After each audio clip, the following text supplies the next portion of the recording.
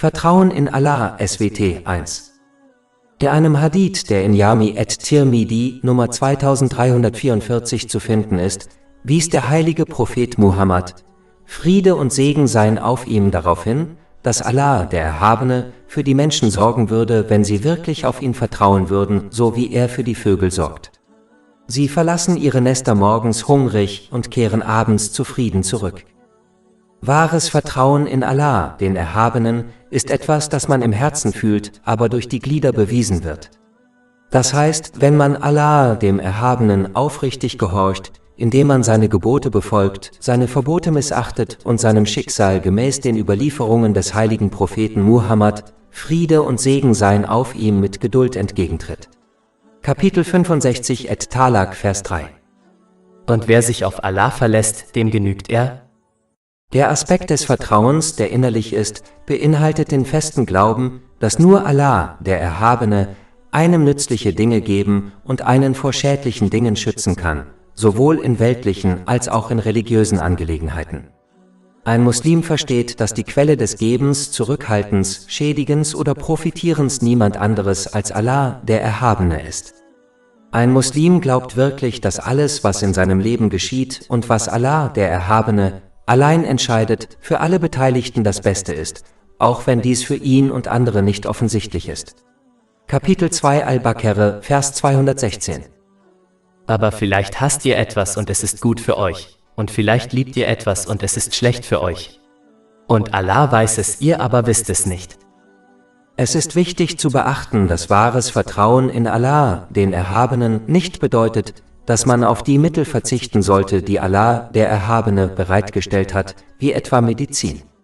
Wie der wichtigste Hadith, um den es hier geht, deutlich erwähnt, verlassen die Vögel ihre Nester, um aktiv nach Nahrung zu suchen. Wenn man die Kraft und Mittel nutzt, die Allah, der Erhabene, bereitgestellt hat, gehorcht man ihm gemäß den Lehren des Islam zweifellos und verlässt sich auf ihn. Dies ist in der Tat das äußere Element des Vertrauens in Allah, den Erhabenen. Dies wurde in vielen Versen und Hadithen deutlich gemacht. Kapitel 4 An-Nisa, Vers 71. Ihr Gläubigen seid vorsichtig. In Wirklichkeit ist die äußere Aktivität eine Tradition des heiligen Propheten Muhammad, Friede und Segen seien auf ihm, und das innere Vertrauen in Allah, den Erhabenen, ist der innere Zustand des heiligen Propheten Muhammad, Friede und Segen seien auf ihm. Man sollte die äußere Tradition nicht aufgeben, selbst wenn man den inneren Zustand des Vertrauens besitzt. Handlungen und die Verwendung der von Allah, dem Erhabenen, bereitgestellten Mittel sind ein Aspekt des Vertrauens in ihn. In dieser Hinsicht können Handlungen in 3 Kategorien unterteilt werden. Die erste sind jene Handlungen des Gehorsams, die Allah, der Erhabene, den Muslimen befiehlt, damit sie in beiden Welten Frieden und Erfolg erlangen können. Diese Handlungen zu unterlassen und dabei zu behaupten, darauf zu vertrauen, dass Allah, der Erhabene, einem Frieden und Erfolg gewähren wird, ist bloß Wunschdenken und hat im Islam keinen Wert. Die zweite Art von Handlungen sind jene Mittel, die Allah, der Erhabene, in dieser Welt geschaffen hat, damit die Menschen sicher darin leben können, wie etwa Essen, wenn man hungrig ist, Trinken, wenn man durstig ist, und das Tragen warmer Kleidung bei kaltem Wetter. Eine Person, die diese unterlässt und sich selbst schadet, ist tadelnswert. Es gibt jedoch einige Menschen, denen Allah, der Erhabene, besondere Kraft verliehen hat, damit sie diese Mittel vermeiden können, ohne sich selbst zu schaden. Beispielsweise fastete der heilige Prophet Muhammad, Friede und Segen seien auf ihm, tagelang ununterbrochen, verbot jedoch anderen dasselbe zu tun, da Allah, der Erhabene, ihn direkt versorgte, ohne dass er etwas essen musste. Dies wird in einem Hadith bestätigt, der in Sahih Bukhari Nummer 1922 zu finden ist. Der heilige Prophet Muhammad, Friede und Segen seien auf ihm, betete für den 4. rechtgeleiteten Kalifen Ali bin Abu Talib, möge Allah mit ihm zufrieden sein, damit dieser weder übermäßige Kälte noch übermäßige Hitze spüren müsse. Dies wird in einem Hadith bestätigt, der in Sunan ibn Majah Nummer 117 zu finden ist. Wenn sich daher eine Person von diesen Mitteln abwendet, aber mit der Kraft ausgestattet wird, durchzuhalten, ohne in ihren Pflichten gegenüber Allah, dem Erhabenen, und den Menschen zu versagen, dann ist dies akzeptabel, andernfalls ist es tadelnswert. Die dritte Art von Handlungen im Hinblick auf das Vertrauen in Allah, den Erhabenen, sind jene Dinge, die als übliche Praxis festgelegt wurden, die Allah, der Erhabene, manchmal für bestimmte Menschen bricht. Ein Beispiel hierfür sind die Menschen, die von Krankheiten geheilt werden, ohne dass sie Medikamente benötigen. Dies ist besonders in ärmeren Ländern, in denen Medikamente schwer zu bekommen sind, recht häufig der Fall. Dies ist mit einem Hadith verknüpft, der in Sunan ibn Majah Nummer 2144 zu finden ist und besagt, dass kein Mensch sterben wird, bis er nicht jede Unze seines ihm zugeteilten Vorrats verbraucht hat, was laut einem anderen Hadith in Sahih Muslim Nummer 6748 über 50.000 Jahre vor der Erschaffung von Himmel und Erde durch Allah, den Erhabenen, geschah. Derjenige, der diesen Hadith wirklich erkennt, sucht also möglicherweise nicht aktiv nach Vorräten, da er weiß, dass das, was ihm vor so langer Zeit zugeteilt wurde, ihn nicht vermissen kann. Für diese Person wird also die übliche Art, Vorräte zu erhalten, wie etwa durch einen Job von Allah, dem Erhabenen, gebrochen. Dies ist ein hoher und seltener Rang. Nur wer sich so verhalten kann, ohne zu klagen, in Panik zu geraten oder etwas von anderen zu erwarten, ist frei von Schuld, wenn er diesen Weg wählt. Es ist wichtig zu beachten, dass der heilige Prophet Muhammad, Friede und Segen seien auf ihm, in einem Hadith in Sunan Abu Dawud, Nummer 1692, gewarnt hat, dass es eine Sünde ist, wenn eine Person es versäumt, für ihre Angehörigen zu sorgen, selbst wenn sie einen so hohen Rang haben. Es ist jedoch wichtig anzumerken, dass es gemäß den Lehren des Islam weitaus besser ist, die Mittel zu nutzen, die einem gewährt wurden, als sie aufzugeben, da nichts dem Weg des heiligen Propheten Muhammad, Friede und Segen seien auf ihm, überlegen ist. Kapitel 3 Ali Imran, Vers 31. Spricht der Prophet Muhammad, Friede und Segen seien auf ihm: Wenn ihr Allah liebt, dann folgt mir, so wird Allah euch lieben und euch eure Sünden vergeben. Echtes Vertrauen in Allah, den Erhabenen, führt dazu, mit dem Schicksal zufrieden zu sein. Das bedeutet, was auch immer Allah, der Erhabene, für einen auswählt, akzeptiert man ohne zu klagen und ohne zu wünschen, dass sich etwas ändert, da man fest darauf vertraut, dass Allah, der Erhabene, nur das Beste für seine Diener auswählt. Kapitel 2 Al-Baqarah, Vers 216. Aber vielleicht hasst ihr etwas und es ist gut für euch, und vielleicht liebt ihr etwas und es ist schlecht für euch. Und Allah weiß es, ihr aber wisst es nicht. Zusammenfassend lässt sich sagen, dass es das Beste ist, den Traditionen des heiligen Propheten Muhammad, Friede und Segen seien auf ihm, zu folgen, indem man die rechtmäßigen Mittel nutzt, die einem gemäß den Lehren des Islam gewährt werden, und fest daran glaubt, dass sie von Allah, dem Erhabenen, stammen, und innerlich darauf vertraut, dass nur das geschieht, was Allah, der Erhabene, entscheidet, was zweifellos die beste Wahl für jede betroffene Person ist, ob sie dies nun beobachtet und erkennt oder nicht. Vertrauen in Allah, SWT 2. In einem Hadith in Sahih Bukhari Nummer 5705 sagte der heilige Prophet Muhammad, Friede und Segen seien auf ihm, dass 70.000 Muslime ohne Vorwarnung ins Paradies kommen werden, und beschrieb ihre Eigenschaften. Das erste Merkmal ist, dass sie sich selbst nicht mit spirituellen Beschwörungen behandeln. Was ist, wenn man Worte rezitiert, die mit dem heiligen Koran oder den Hadithen des heiligen Propheten Muhammad, Friede und Segen seien auf ihm, in Verbindung stehen und sich selbst oder andere damit betäubt, um eine Krankheit oder ein Problem zu behandeln? Diese Methode ist laut vielen Hadithen, wie dem in Sahih Bukhari Nummer 5741, völlig erlaubt.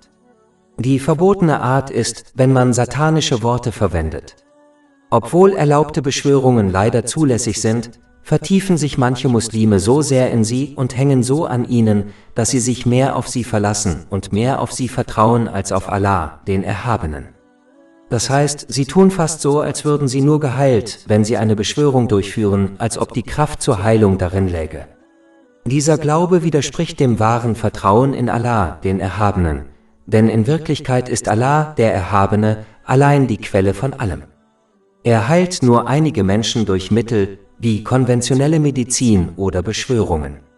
Ein Muslim sollte sich nie so sehr auf Beschwörungsformeln verlassen und glauben, dass ohne sie kein erfolgreicher Ausgang möglich ist. Das ist vergleichbar mit jemandem, der spirituelle Übungen rezitiert und glaubt, dass er ohne sie nicht vor Krankheit und Unglück geschützt ist, oder dass er sein Schicksal irgendwie ändern kann, was völlig falsch ist. Allah, der Erhabene, beschützt die Menschen, und er kann dies mit oder ohne spirituelle Übungen tun. Das heißt, er ist von nichts abhängig, um etwas zu erreichen. Stattdessen muss man Allah, dem Erhabenen, aufrichtig gehorchen, indem man die Mittel verwendet, die er einem gemäß den islamischen Lehren zur Verfügung gestellt hat, wie B. Medizin, und sich darauf verlassen, dass Allah, der Erhabene, in jeder Situation das beste Ergebnis für einen wählt. Kein anderer hat die Kontrolle darüber, was geschieht, und sollte daher nicht gefürchtet werden. Kapitel 9 Et-Tawba, Vers 51. Sprich, wir werden nur von dem getroffen werden, was Allah uns bestimmt hat. Er ist unser Beschützer. Und auf Allah sollen sich die Gläubigen verlassen. Darüber hinaus führt das Vertiefen in spirituelle Beschwörungen oft zu einer schlimmeren Krankheit als ursprünglich befürchtet, nämlich Paranoia. Paranoia führt dazu, dass man negativ über Allah, den Erhabenen und die Menschen denkt. Dies führt nur zu Glaubensschwäche und schädigt die Beziehungen zu anderen. Darüber hinaus ist das Hauptziel der islamischen Lehren der praktische Gehorsam gegenüber Allah, dem Erhabenen, und nicht das Ausführen von Beschwörungen. Ein Muslim kann erlaubte Beschwörungen verwenden, aber es ist am besten zu verstehen, dass die Quelle der Hilfe Allah, der Erhabene, ist und nichts seine Hilfe verhindern oder ihnen helfen kann, wenn er etwas anderes für sie entscheidet. Kein weiteres Problem, das damit einhergeht, sich zu sehr auf spirituelle Übungen wie Beschwörungen zu verlassen, ist, dass diese Menschen sich, wenn sie auf Schwierigkeiten stoßen, nicht zuerst selbst und ihr Verhalten beobachten, um zu sehen, ob sie es zum Besseren ändern müssen, und nicht standhaft im Gehorsam gegenüber Allah, dem Erhabenen, bleiben und geduldig auf Erleichterung warten, sondern sich an ungebildete und unerfahrene Menschen wenden, die behaupten, weltliche Dinge durch spirituelle Übungen zu beheben. Wie bereits erwähnt, führen diese Menschen nur dazu, dass ein Muslim eine Krankheit annimmt, die weitaus schlimmer ist als sein ursprüngliches Problem, nämlich Paranoia. Sie überzeugen Muslime, dass ihre Probleme entweder von übernatürlichen Wesen wie Dschinns oder von schwarzer Magie verursacht wurden, die jemand gegen sie eingesetzt hat. Obwohl Dschinns existieren, ist es sehr selten, dass sie Menschen in ihren weltlichen Angelegenheiten beeinflussen. Dies führt dazu, dass Muslime wegen Kleinigkeiten schwer paranoid und abergläubisch werden, und es führt sogar dazu, dass sie ihren Freunden und Verwandten gegenüber misstrauisch werden. Dies führt nur zu Feindseligkeit und zerrütteten Beziehungen. Für Muslime ist es wichtig, ihren Glauben zu stärken, indem sie islamisches Wissen erlangen und danach handeln. Dadurch vermeiden sie, sich an solch dumme Leute zu wenden, die nicht einmal ihre eigenen Probleme lösen können, ganz zu schweigen von den Problemen anderer. Ein starker Glaube verhindert, dass sie von Paranoia erfasst werden, da sie sich voll und ganz auf Allah, den Erhabenen, verlassen können. Ein starker Glaube lässt einen Muslim verstehen, dass er, selbst wenn die gesamte Schöpfung ihm schaden wollte, dies nicht tun könnte, es sei denn Allah, der Erhabene, erlaubt es. Ebenso könnte die gesamte Schöpfung ihm nichts nützen, es sei denn Allah, der Erhabene, will es. Und jeder Fall und jede Situation geschieht nur nach einem festgelegten und unabänderlichen Plan, nämlich dem Schicksal. Dies wird in allen islamischen Lehren empfohlen, beispielsweise in dem weitreichenden Hadith in Jami at-Tirmidhi, Nummer 2516. Und schließlich verleitet einen das Vertiefen in spirituelle Übungen, die nicht in den Lehren des Islam verwurzelt sind, auch dazu, die Schatzkammer Allahs des Erhabenen wie ein Geschäft zu behandeln, indem man weltliche Dinge von Allah dem Erhabenen im Austausch für einige spirituelle Übungen kauft. Dies ist eine höchst respektlose und unaufrichtige Haltung, da der heilige Koran und die Traditionen des heiligen Propheten Muhammad, Friede und Segen seien auf ihm, keine Kreditkarten sind, mit denen man weltliche Dinge wie ein Kind oder ein Visum kaufen kann. Man muss stattdessen seinen Platz kennen und sich wie ein aufrichtiger Diener Allahs des Erhabenen verhalten und nicht wie ein Kunde. Man sollte ihm aufrichtig gehorchen, indem man die Segnungen, die er einem gewährt hat, auf eine Weise nutzt, die ihm gefällt. Es ist erlaubt, Allah, den Erhabenen, um erlaubte weltliche Dinge zu bitten, und zwar auf eine Art und Weise, die im heiligen Koran und in den Überlieferungen des heiligen Propheten Muhammad, Friede und Segen seien auf ihm, empfohlen wird. Andere Wege müssen jedoch vermieden werden, da dies zum Missbrauch der beiden Quellen der Führung und zu einer kundenorientierten Haltung gegenüber Allah, dem Erhabenen, führt. Zusammenfassend lässt sich sagen, dass ein Muslim das Hauptziel der islamischen Lehren erreichen sollte, indem er die Gebote Allahs des Erhabenen befolgt, sich von seinen Verboten fernhält und seinem Schicksal gemäß den Überlieferungen des heiligen Propheten Muhammad, Friede und Segen seien auf ihm, mit Geduld entgegentritt und sich dann auf Allah des Erhabenen verlässt, dass er ihm in allen Situationen beisteht. Das nächste im besprochenen Haupthadith erwähnte Merkmal ist, dass diese Muslime nicht an Omen glauben oder sich von ihnen beeinflussen lassen. Ein Hadith in Adab al-Murad Nummer 909 von Imam Bukhari warnt davor, auf schlechte Omen zu achten, denn ein solches Verhalten sei so, als würde man etwas mit Allah, dem Erhabenen, in Verbindung bringen, was Polytheismus bedeutet. Wenn man auf böse Omen achtet, bedeutet das, dass sich dies auf das eigene Verhalten und Handeln auswirkt. Obwohl schwarze Magie und der böse Blick real sind, ist es wichtig zu verstehen, dass nichts im Universum, vom Flattern eines Blattes bis zum Sonnenaufgang, ohne die Wahl und den Willen Allahs des Erhabenen geschieht. Daher sollte ein Muslim standhaft bleiben, indem er sich nicht um böse Omen kümmert oder Hexen und Zauberer fürchtet, da sie nichts verursachen können, was Allah, der Erhabene, nicht gewollt hat. Stattdessen sollte man standhaft in der Gehorsamkeit gegenüber Allah, dem Erhabenen, bleiben, indem man die Segnungen, die einem gewährt wurden, auf eine Weise nutzt, die ihm gefällt, und mit seinen rechtmäßigen Handlungen und Entscheidungen fortfahren und nur Schutz vor bösen Dingen, gemäß den Überlieferungen des heiligen Propheten Muhammad, Friede und Segen seien auf ihm suchen, während man voll und ganz auf die Unterstützung und die überwältigende Wahl und Bestimmung Allahs des Erhabenen vertraut. Vertrauen in Allah, SWT 3. Ich hatte einen Gedanken, den ich teilen wollte.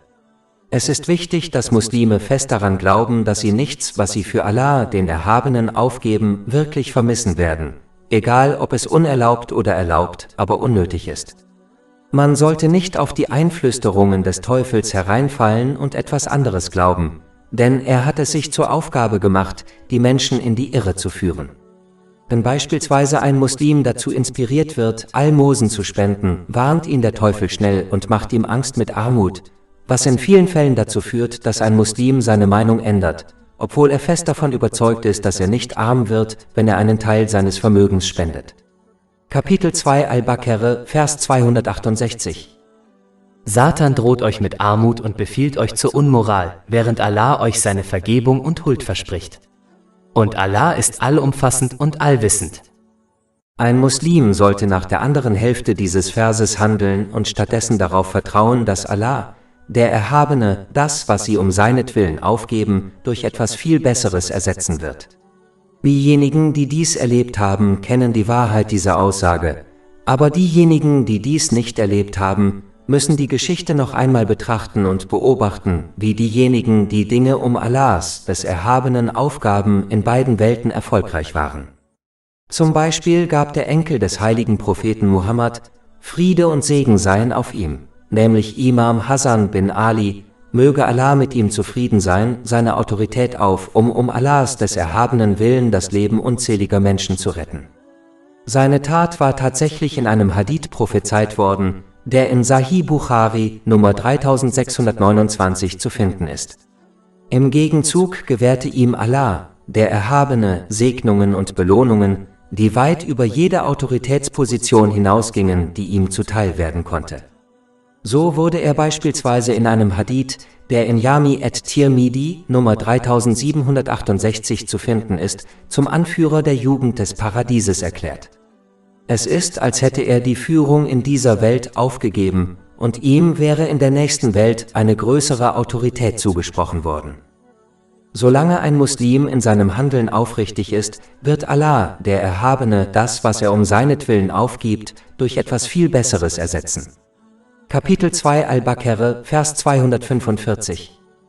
Wer ist es, der Allah ein gutes Darlehen geben würde, damit er es ihm um ein Vielfaches vervielfachen kann?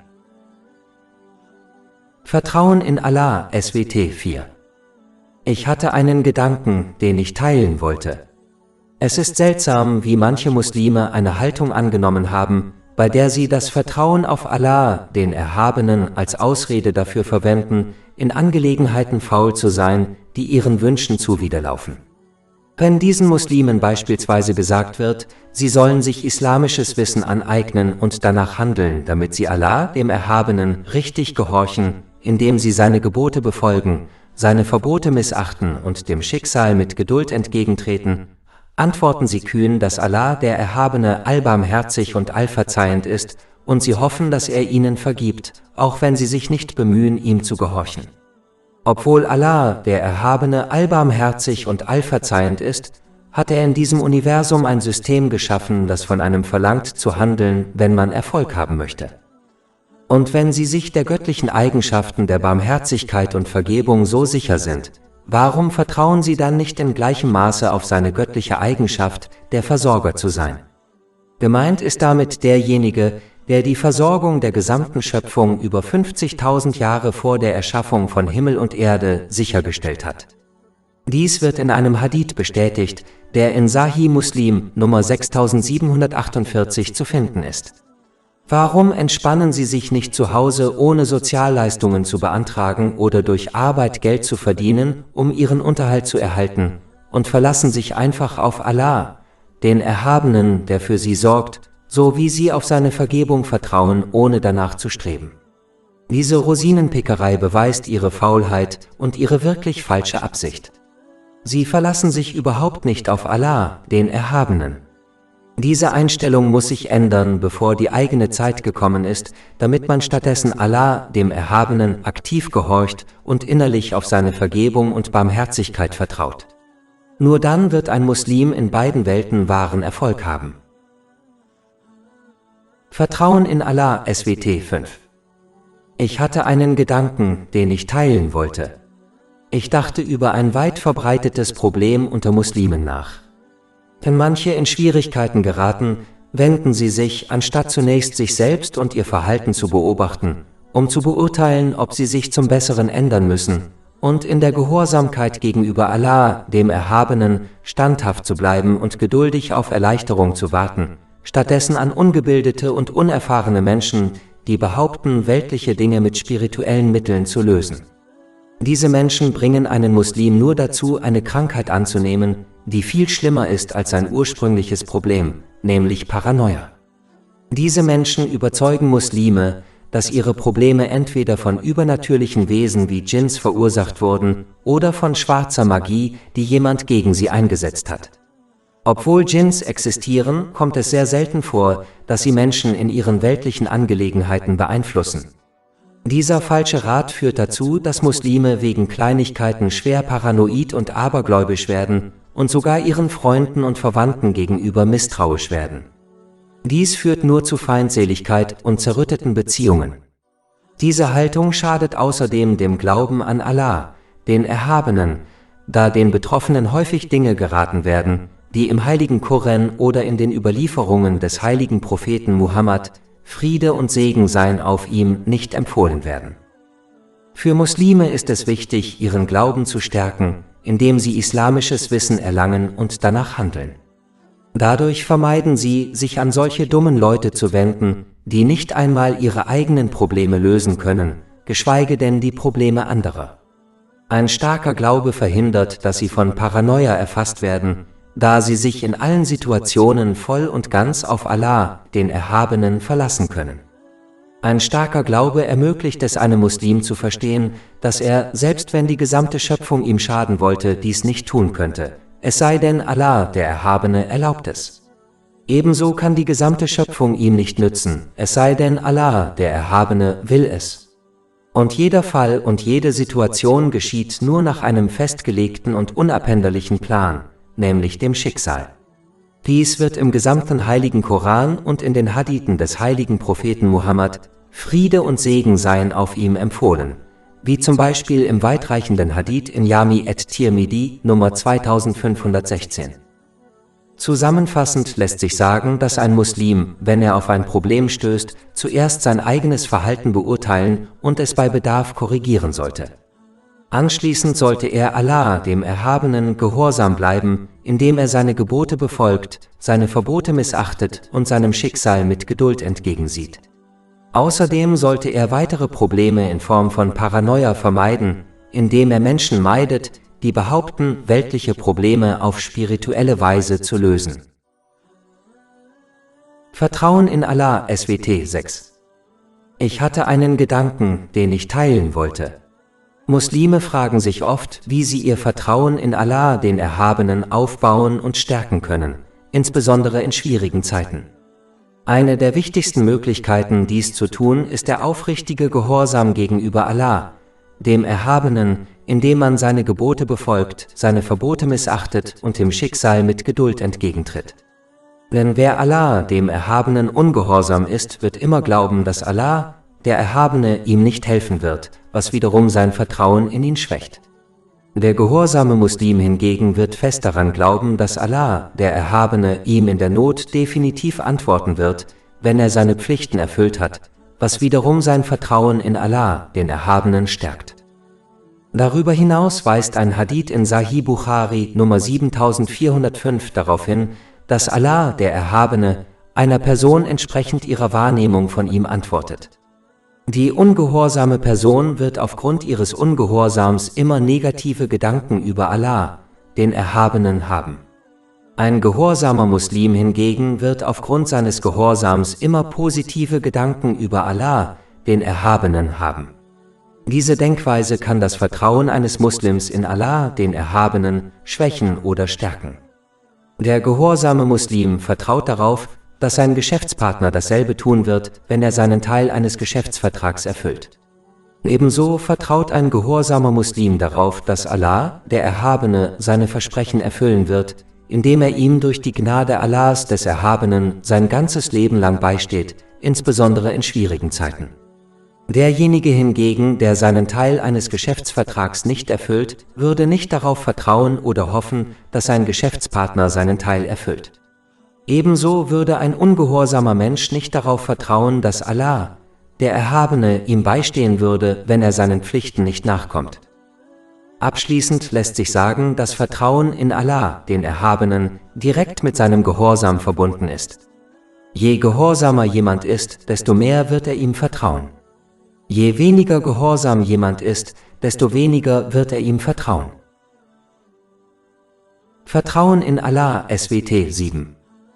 Ich habe vor einiger Zeit einen Nachrichtenartikel gelesen, den ich kurz besprechen wollte. Darin wurde über das Coronavirus berichtet und wie schnell es sich auf der ganzen Welt ausbreitet. Es ist wichtig, dass Muslime verstehen, dass der Islam Muslime lehrt, wahres Vertrauen in Allah, den Erhabenen, zu erlangen, indem sie die Mittel, die er geschaffen hat, auf ausgewogene Weise nutzen und dann darauf vertrauen, dass das Ergebnis, das Allah, der Erhabene, wählt, das Beste für sie ist. Im Falle des Coronavirus sollten Muslime angemessene Vorsichtsmaßnahmen treffen, wie z. b. Gute Hygiene ohne zu übertreiben, wie z. b. Das Tragen eines Schutzanzugs in der Öffentlichkeit. Aber sie sollten einer Tatsache vertrauen und sie verstehen, nämlich, dass nur die Dinge, die Allah, der Erhabene, befiehlt, sie betreffen können. Das heißt, wenn Allah, der Erhabene, jemandem einen Nutzen wünscht, kann die gesamte Schöpfung zusammen ihn nicht daran hindern, ihn zu erlangen. Und wenn Allah, der Erhabene, jemanden mit etwas heimsuchen möchte, wie z. b. einer Krankheit, kann die gesamte Schöpfung zusammen ihn nicht davor bewahren. Dies wird in den islamischen Lehren deutlich gemacht, beispielsweise im Hadith in Jami at-Tirmidhi Nummer 2516. Kapitel 6 Al-An'am, Vers 17. Und wenn Allah euch mit Übel trifft, gibt es keinen außer ihm, der es beseitigen kann. Und wenn er euch mit Gutem trifft, dann hat er Macht über alle Dinge. Der Islam lehrt einen ausgewogenen Ansatz, bei dem man vernünftige Vorsichtsmaßnahmen ergreift, die Allah, der Erhabene, geschaffen und bereitgestellt hat, aber darauf vertraut, dass das, was Allah, der Erhabene, bestimmt hat, unvermeidlich und das Beste für einen ist, selbst wenn man die Weisheit dahinter nicht beachtet. Diese Haltung und dieser Glaube verhindern Paranoia und Stress. Kapitel 2 Al-Baqarah, Vers 216. Aber vielleicht hasst ihr etwas und es ist gut für euch, und vielleicht liebt ihr etwas und es ist schlecht für euch. Und Allah weiß es, ihr aber wisst es nicht. Darüber hinaus sollte die schnelle Verbreitung dieses Virus die Muslime dazu ermutigen, vor Allah dem Erhabenen aufrichtig Buße zu tun und sich um seinen Gehorsam zu bemühen, indem sie seine Gebote befolgen, seine Verbote meiden und ihrem Schicksal gemäß den Überlieferungen des heiligen Propheten Muhammad, Friede und Segen seien auf ihm, mit Geduld entgegentreten.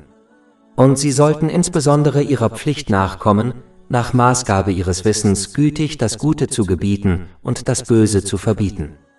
Der heilige Prophet Muhammad, Friede und Segen seien auf ihm, hat in einem Hadith in Sunan ibn Majah Nummer 4019 gewarnt, dass die Menschen von neuen Krankheiten heimgesucht werden, die es vorher noch nie gegeben hat, wenn Unmoral weit verbreitet und öffentlich wird. Vertrauen in Allah, SWT 8. Ich habe vor einiger Zeit einen Zeitungsartikel gelesen, den ich kurz besprechen wollte. Darin wurde über die verschiedenen Aspekte des Universums berichtet, wie die Sonne, Planeten und andere Dinge. Zu einem bestimmten Zeitpunkt in der Geschichte schien die Erde das einzig Bedeutende im Universum zu sein. Doch im Laufe der Zeit und durch wissenschaftliche Fortschritte wurde entdeckt, dass die Erde in Wirklichkeit nur ein Tropfen in einem riesigen Ozean ist, nämlich dem Universum. Es ist wichtig für Muslime, diese wissenschaftlichen Lehren zu verstehen, da sie einen dazu inspirieren, gute Eigenschaften anzunehmen, wie zum Beispiel Vertrauen in die unendliche Macht Allahs des Erhabenen. Wenn ein Muslim Schwierigkeiten hat und die Hilfe Allahs des Erhabenen in Frage stellt, sollte er über die Größe des Universums nachdenken und darüber, wie viele Lebewesen darin existieren. Die Erde ist ein einzelner Planet in einem Sonnensystem, das aus vielen Planeten und einem Stern besteht. Viele Sonnensysteme bilden eine Galaxie. Viele Galaxien bilden das Universum. Ein Muslim glaubt fest daran, dass all diese Dinge von Allah, dem Erhabenen, ohne Partner oder Hilfe erschaffen wurden und erhalten werden. Wenn ein Muslim gründlich darüber nachdenkt, sollte er erkennen, dass wenn Allah, der Erhabene, das gesamte Universum erhalten kann, ohne dass etwas verloren geht oder aus dem Gleichgewicht gerät, er sich auch um ihre Probleme und Schwierigkeiten kümmern kann.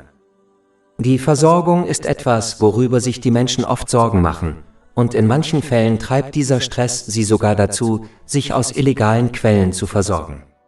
Wann immer ein Muslim diesem Stress ausgesetzt ist, sollte er über das Universum und die unzähligen Schöpfungen nachdenken, für die Allah, der Erhabene, kontinuierlich sorgt.